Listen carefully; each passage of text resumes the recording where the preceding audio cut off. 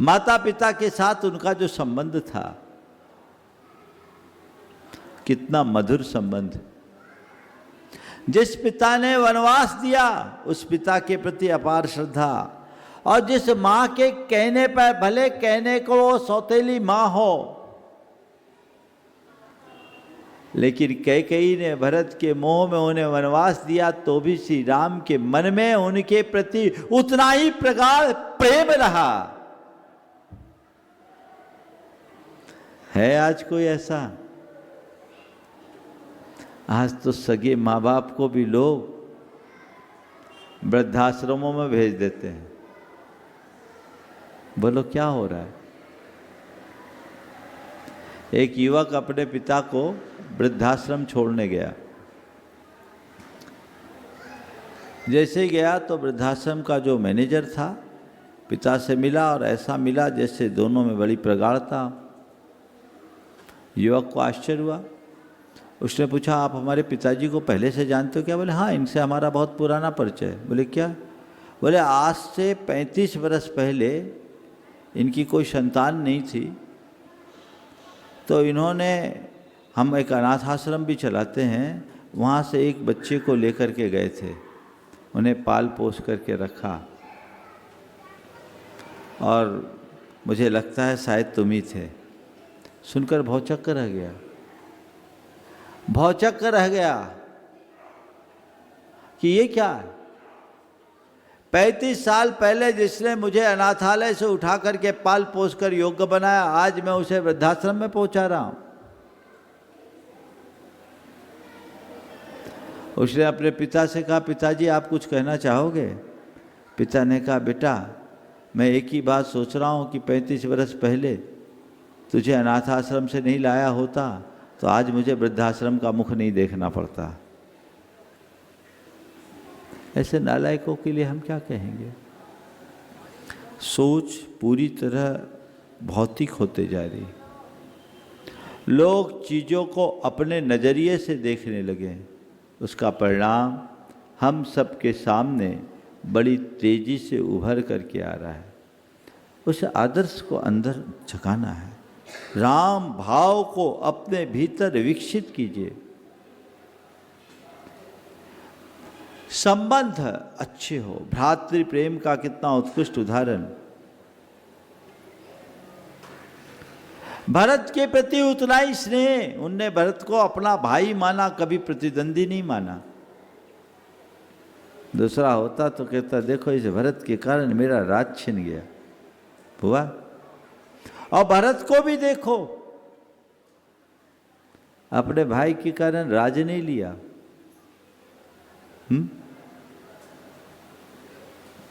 कितना प्रगाढ़ प्रेम था आपस का। कहते चित्रकूट में जब भरत पहुंचा, रामचंद्र जी से कहा कि आपको अयोध्या चलना होगा। रामचंद्र जी ने कहा, मैं अयोध्या जाऊंगा तो मेरे पिता का प्रण अधूरा हो जाएगा, तुम्हें अयोध्या का राज संभालना है। बोले ठीक है, पर मेरे जैसे भाई की, आप जैसे बड़े भाई के रहते मैं राजा बनूं, ये संभव ही नहीं। राजा तो आपको ही बनना पड़ेगा। बोले नहीं, मैं वनवास में आ गया हूं, मैं वनवास करूंगा, मैं तो वन में रहूंगा। ऐसा कैसे होगा कि बड़ा भाई वन में रहे और मैं राजा बनूं? मैं भी आपके साथ वन में रहूंगा। भैया तू वन में रहेगा तो अयोध्या को कौन संभालेगा? और माता की इच्छा थी कि भरत अयोध्या का राजा बने, तो पुत्र का ये कर्तव्य है कि वह अपने माता पिता की इच्छा की पूर्ति करे। तुम्हें अयोध्या का राजा बनना पड़ेगा, ये तुम्हारा कर्तव्य है, हमारा धर्म है। फिर भी भरत नहीं माने। भरत के प्रेम के आगे राम के कर्तव्य को हारना पड़ा। उन्होंने कहा ठीक है, आप अगर मुझसे कहते हो मैं अयोध्या का राज्य संभालूंगा, लेकिन राजा की बनकर नहीं, श्री राम का सेवक और प्रतिनिधि बनकर। आपको अपनी चरण पादुकाएं मुझे देनी पड़ेगी। अब सिंहासन पर वही बैठेगा, मैं नहीं। कहानी आप सबको पता है। पूरे जीवन वनवास के काल में भरत एक दिन भी गद्दी पर नहीं बैठे। उनने खड़ाओं को, चरण पादुकाओं को राजगद्दी में रखा। और एक अद्भुत रामायण है, उसमें बड़ी अद्भुत बात, उसमें लिखा है कि भरत को कोई भी विशेष निर्णय लेना होता तो उसी चरण कमलों के पास जाकर वो प्रार्थना करते और निर्णय लेते। और राज में जब कभी कोई अकार्य हो जाता तो अपने आप दोनों जो खड़ाऊ हो आपस में टकराने लगे। एक राजा हो करके भी वह सन्यासी जैसा जीवन जिया। राजगद्दी मिलने के बाद भी सन्यासी, और एक राजगद्दी त्याग करके सन्यासी सा जीवन। ये प्रेम की पराकाष्ठा है। वो राजा के रूप में नहीं, राजा के प्रतिनिधि के रूप में रहे। आज ऐसा है क्या? भाई भाई में बड़ी गहरी खाई है।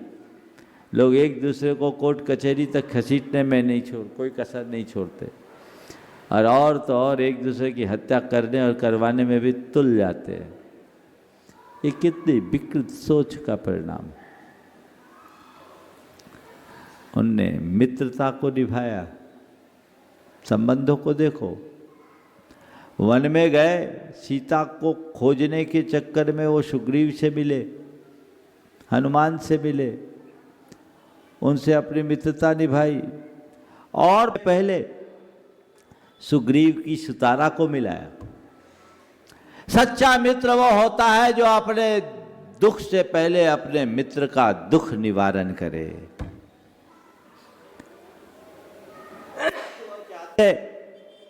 तो कहते भैया पहले मेरी सीता तो मिल जाए फिर तुम्हारी बात करूंगा। उन्होंने क्या किया? कोई बात नहीं, बाली ने तुम्हारी सितारा को हर लिया, मैं देखता हूं, उसका रास्ता निकालता हूं। किया काम, आगे बढ़ गए। कितनी उत्कृष्ट मित्रता का अनुपालन किया। उनका दाम्पत्य कितना मधुर रहा। वैदिक रामायण के अनुसार एक राजा होने के उपरांत भी सीता के प्रति उनकी निष्ठा कितनी प्रगाढ़ थी। एक पत्नी व्रत का उनने पालन किया। कहाँ उदाहरण आजकल मिलता है। रामायण में भाई भाई के प्रति प्रेम कैसा होना चाहिए दिखता है। पति पत्नी का संबंध कैसा होना चाहिए रामायण हमें सिखाता है। पिता पुत्र का संबंध कैसा होना चाहिए रामायण हमें सिखाता है। भरत ने त्याग किया, लक्ष्मण ने भी त्याग कर दिया। बोलो, वनवास तो राम को हुआ था, और भाई के लिए भाई क्या त्याग कर सकता है, ये लक्ष्मण का आदर्श हमें बताता है। वनवास राम को हुआ था, पर सीता भी उनके साथ चले गई। पति के लिए पत्नी क्या त्याग सकती है, ये रामायण हमें सिखाता है। आज की सीता हो तो बोलो क्या होगा? अब बोलो,